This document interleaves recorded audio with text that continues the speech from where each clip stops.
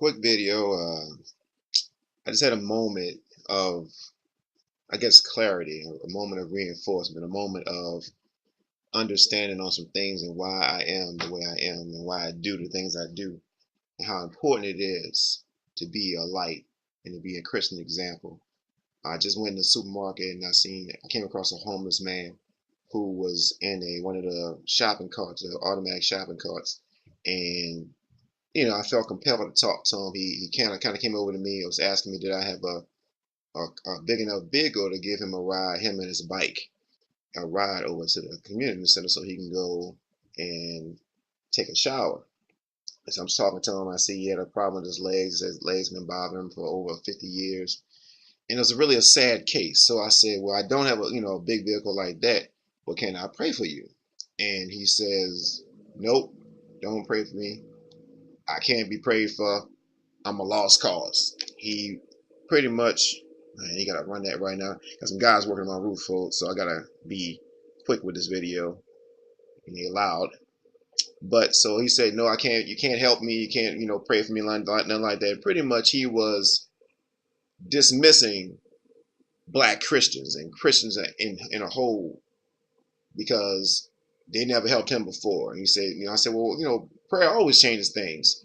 And he was like, no, prayer can't help me. I'm too far gone.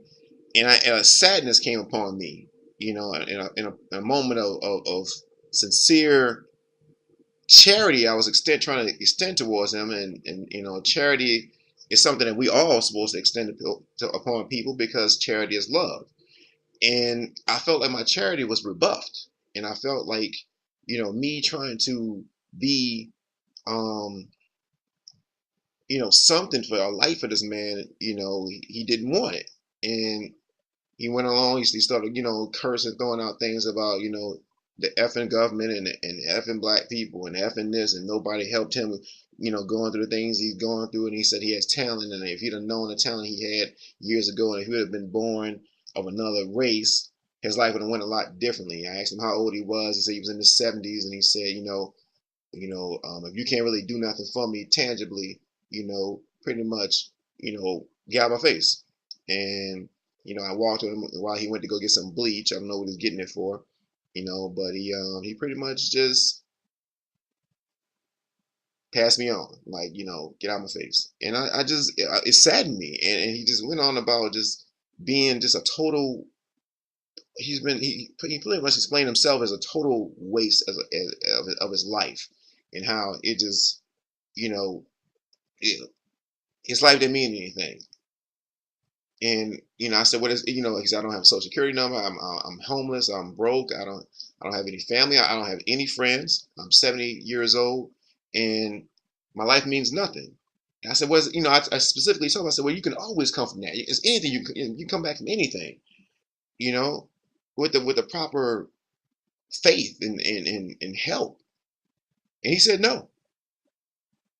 And he almost, like, looked at me in disdain for even suggesting something like that, which hurt me even further. So as I'm sitting there talking to him, a voice, the voice of God came over me, is like, just back away, leave him alone.